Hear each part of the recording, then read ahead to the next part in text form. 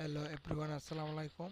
আজকে আমরা গেছিলাম জঙ্গলে আমলকি গাছ থেকে আমলকি নেওয়ার জন্য। দেখুন কিভাবে আমলকি নিতে যাচ্ছিলাম, কত জঙ্গলের যেখানে সাপ থাকে।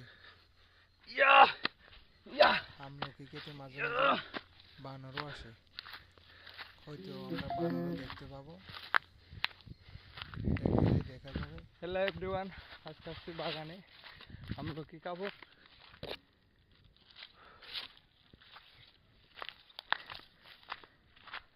এই তো পেয়ে গেলাম আমলকি আছে।